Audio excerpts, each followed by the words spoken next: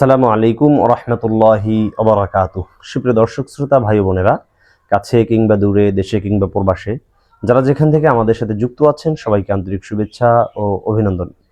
দর্শক, আপনারা দেখছেন আসসুন্নাহ টিভির পর্দায় আমি আলোচনা করছি মুফতি মুহিবুল আল হানাফি।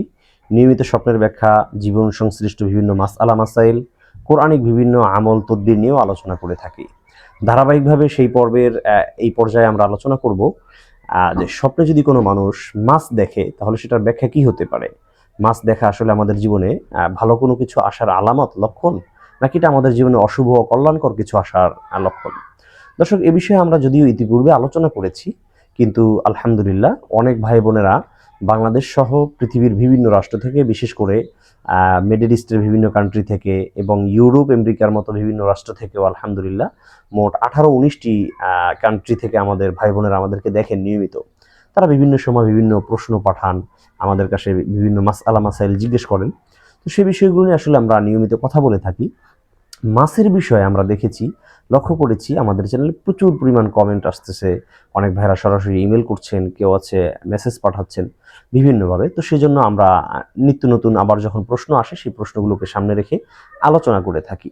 তো এ পর্যায়ে আমরা আলোচনা করব মাছ দেখলে কি হয়। দেখুন, মৌলিকভাবে স্বপ্নের সূত্রগুলো মনে রাখবেন। স্বপ্নে মাছ দেখা এটা জীবনের সফলতা বা আলামত। সুবহানাল্লাহি বিহামদিহি। তাহলে মাছ দেখা এটা ভালো লক্ষণ। এবার আসেন যে কি মাছ দেখলে কি ব্যাখ্যা হতে পারে। এই বিষয়গুলো নিয়ে যদিও বা অথেন্টিক যে কিতাবগুলো রয়েছে, বিশেষ করে জগৎ বিখ্যাত স্বপ্নের ব্যাখ্যাকারক আল্লামা মুহাম্মদ ইবনে সিরিন রাহিমাহুল্লাহ, তার যে তাফসিরুল আহলাম এবং তাবিরুর রুইয়া, সেসব কিতাবের ভিতরে কোনো বর্ণনা নেই। এমনকি হাদিসের গ্রন্থগুলো অধ্যয়ন করে দেখলাম, মিশকাতুল মাসাবিহের ভিতরে, জামিউত তিরমিজির ভিতরে, মুসলিম শরীফ, সহিহ মুসলিমের ভিতরে কোথাও এ ধরনের বর্ণনা পেলাম না যে মাছের আলাদা আলাদা করে ব্যাখ্যা করা হয়েছে। তবে সুলেমানি খাবনামা এবং মুহাম্মাদি খাবনামায় এর ব্যাপক বিশদ আলোচনাও এসেছে। যেমন নাকি ইলিশ মাছ দেখলে কি হয়, চিংড়ি মাছ দেখলে কি হয়, শোল মাছ দেখলে কি হয়, কই মাছ দেখলে কি হয়, ট্যাংরা মাছ দেখলে কি হয়, প্রত্যেকটি মাছের আলাদা আলাদা ব্যাখ্যা করা হয়েছে। তো দর্শক, আমি চেষ্টা করেছি আপনাদেরকে মৌলিকভাবে বিষয়টা বোঝানোর জন্য। সেটা হলো মাছ দেখা ভালো লক্ষণ, এটা জীবনের সফলতা পাবার আলামত। এখন কেউ যদি দেখে যে মাছ ধরতে গিয়ে সে নিষ্ফল হয়ে গেছে, মাছ ধরতে গিয়ে সে ব্যর্থ হয়েছে, তার মানে সে তার জীবনে সফলতা পাবে না।